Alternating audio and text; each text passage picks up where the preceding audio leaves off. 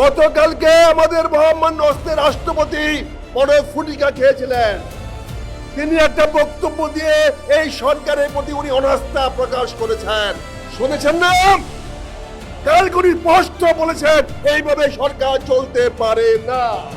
আজকে আমি এখানে কথা বলতে আসি নাই, আমি শুধু মায়ের কান্নাটা আপনাদের সামনে তুলে ধরতে চাই।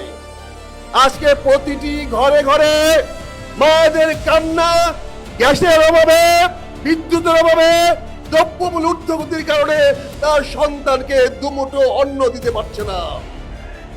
আজকে কৃষকের কান্নার কথা বলতে আসছি। বিদ্যুতের অভাবে কৃষকের জমি শুকিয়ে যাচ্ছে, কিন্তু আমরা সেই বিদ্যুৎ পাচ্ছি না। আজকে কথা বলতে যাচ্ছি, এই যে সিএনজির চালকেরা, এই যে গাড়ির লোকেরা ঘন্টার পর ঘন্টা গ্যাসের কথা বলে গ্যাসের জন্য বসে আছে, তাদের কান্নার কথা বলতে আসছি। প্রিয় ভাই আমার, গতকালকে আমাদের মহামান্য হস্তের রাষ্ট্রপতি বড় ফুটিকা খেয়েছিলেন।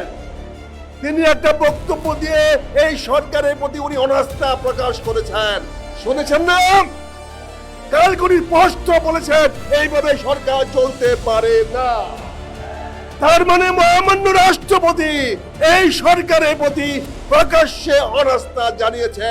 তারেক রহমান সাহেব, আজকে জনগণের কথা শুনেন, মায়ের কান্নার কথা শুনেন, শ্রমিকের দুঃখের কথা শুনেন, আমার কৃষকের কথা শুনেন, না হলে গদি ছাড়েন, ছাড়েন, ছাড়েন।